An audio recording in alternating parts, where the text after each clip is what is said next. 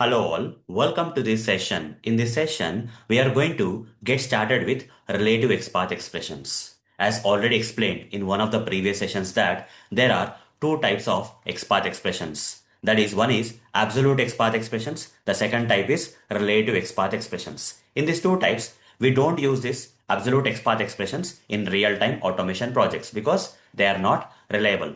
They keep changing for small UI changes of the application pages. But coming to the relative XPath expressions, they are reliable or more reliable than this absolute XPath expressions. For small changes or small UI changes on the application pages, these relative XPath expressions won't change easily. That's why they are more reliable compared to the absolute XPath expressions. And hence, automation tools like Selenium will prefer using the relative XPath expressions for finding or locating the elements on the web pages.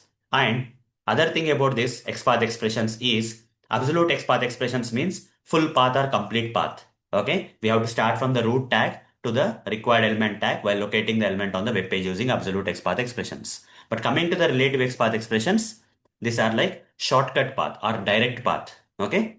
So anyhow, in this session, I'm going to practically demonstrate good number of examples on relative XPath expressions. So let's get started.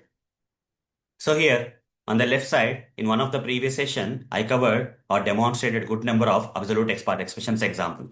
For the same, in this session, we are going to try the relative XPath expressions. And you can see the difference between absolute and XPath, absolute XPath expressions and relative XPath expressions in this session. Okay, that's what is the need. Okay, so I'll be comparing while explaining or demonstrating few examples of the relative XPath expressions. I'm going to compare this absolute XPath expressions with relative XPath expressions. So in the previous session, we have still learned this absolute XPath expressions because if you learn them, you can easily understand or get the better understanding of this relative XPath expressions. That was the only reason why we have practiced this absolute XPath expressions in the previous session.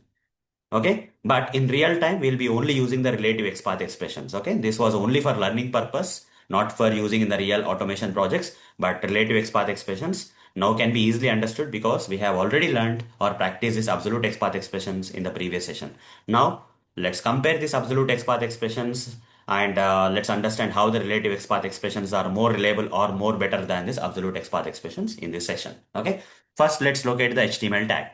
Okay, let's locate this HTML tag. In absolute XPath expression, we have to write /HTML. But how to write that in relative XPath expression, I am going to cover right now. Okay, for that, I'll open the browser, guys. Take you to the sample application page, which is on my name, guys. We have to type my first name, that is Arun, and my last name, motori.github.io. Like that, if you press enter, you'll be taken to this web page where you can practice this relative XPath expressions. So right click here and select inspect option. You will get the Google Chrome DevTools. Expand this entire HTML code of this page. Yeah, fine. Now select one of this line. Select one of this line and press Ctrl F.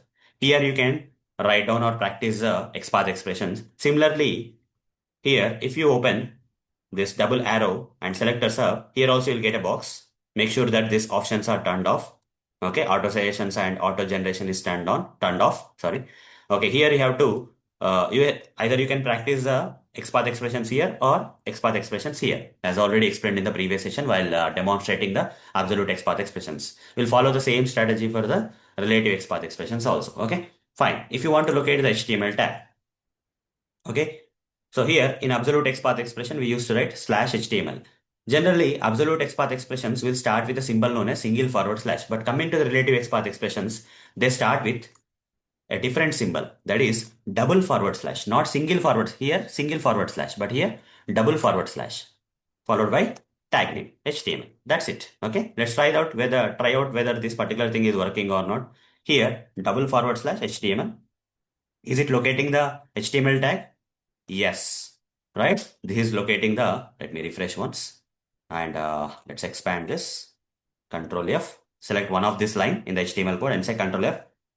Now type HTML and press enter. You see, it is locating the HTML tag.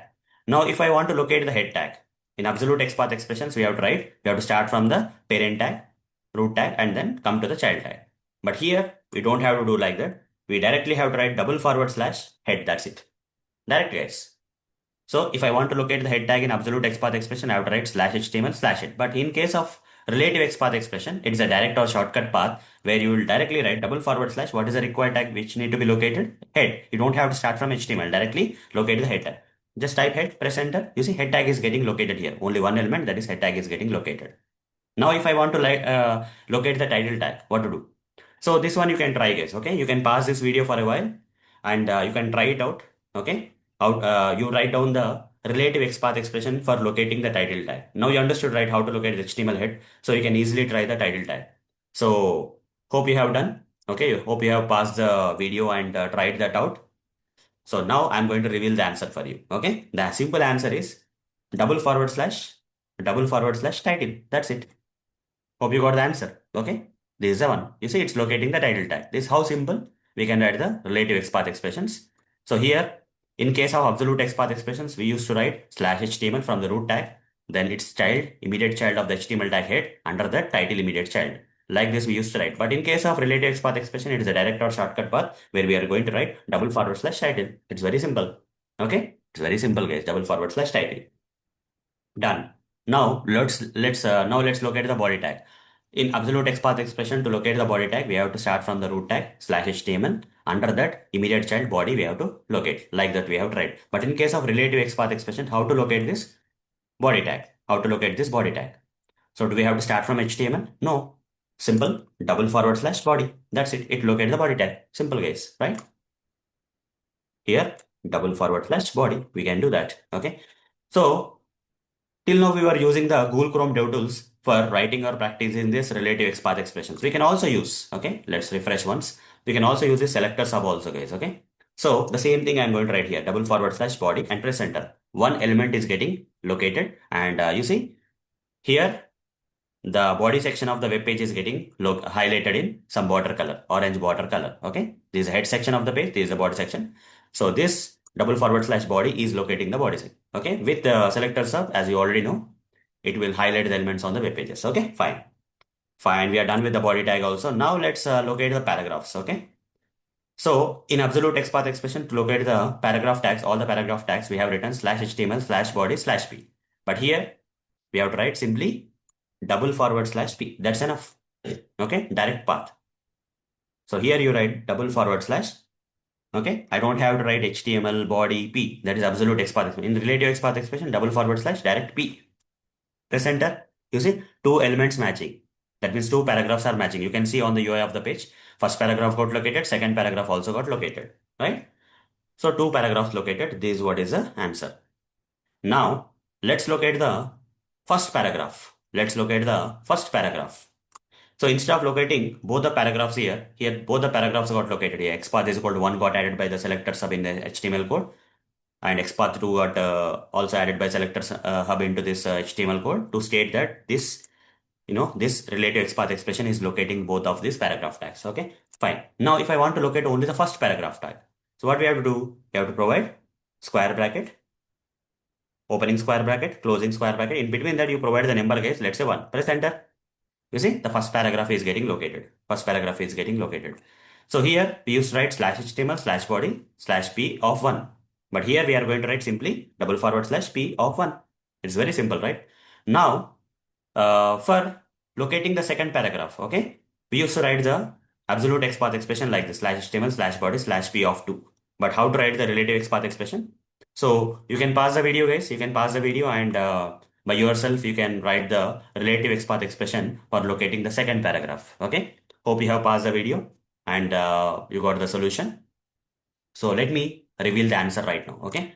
To locate the second paragraph tag, just change the number from 1 to 2. That's it. Okay. Hope you have written the same relative XPath expression in your case also. If it is matching with mine, then you are good to go. It's locating the second paragraph. Fine.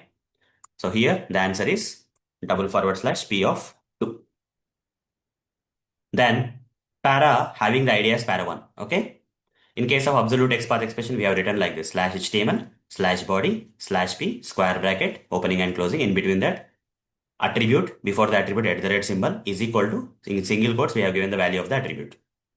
So this will locate the paragraph which is having the ID attribute value as para1 in its HTML code. Now if I have to write the relative XPath expression, how to write this? Here we will not start from the HTML tag. We'll directly write double forward slash p. it will locate both the paragraph tags. But I want to locate the paragraph tag which is having the ID as para1. For that, I'll open and close the square brackets. In between that, I'll provide the attribute name, that is ID. And when you are specifying some attribute name in the XPath expressions, that attribute name should be preceded by symbol. Then write is equal to and give the value of this ID attribute value of this paragraph tag in single quotes. Write down the single quotes, and between the single quotes you write para1. Now press enter. It will locate only one element, that is the first paragraph. So this is the answer, guys. So here the answer is /p square bracket @ ID is equal to para1. This is the answer. If you have, okay, fine. Now let's locate the paragraph having the class as sub. In case of absolute XPath expressions, we have written like /HTML/body/p square bracket @class is equal to sub. How to write that relative XPath expression for locating the paragraph having the class as sub? So by looking at this HTML code, can you write the relative XPath expression here for locating the paragraph which is having the class attribute value as sub? So you can pause this video and then you can write it by yourself. Okay. Hope you have done that. Now you can resume the video. I'm going to reveal the answer for you. That is /p. It will locate both the paragraphs. And I want to locate the paragraph which is having the class attribute value as sub. So I'll open the square bracket, close the square bracket, and in between the square brackets, I'll provide the attribute name, that is class. And before the attribute name, I have to provide a symbol known as symbol. And I'll say equal to, class equal to, in single quotes, I'll give this value, that is sub. Inside the single quotes, I'll type sub. Now press enter, it will locate the second paragraph. If you have written the same relative XPath expression as mine, then you are understanding the relative XPath expressions well. Okay, so this is a relative XPath expression. This is the answer. /p square bracket @class is equal to sub. That's it, done. Now let's move on to the next one. Para having the class as main. Now write the relative XPath expression for locating the paragraph whose class attribute value is main. Just here, replace this sub with main. That's it, right? It is locating the first paragraph because the first paragraph is a paragraph tag which is having the class attribute as main. So that one element is getting located. That is the first paragraph. So the answer here is /p square bracket @class is equal to main. Now I want to locate the paragraph having the ID as para2. So here, how to write this? /p square bracket opening and closing. Here @ID is equal to, in single quotes, we have to give para2. It will locate the second paragraph. Because second paragraph is a paragraph tag which is having the ID attribute value as para2. So second paragraph is getting located, one element. So here write down /p square bracket @ID is equal to para2. Okay, done. Next one is para having the ID as para1 and class as main, both.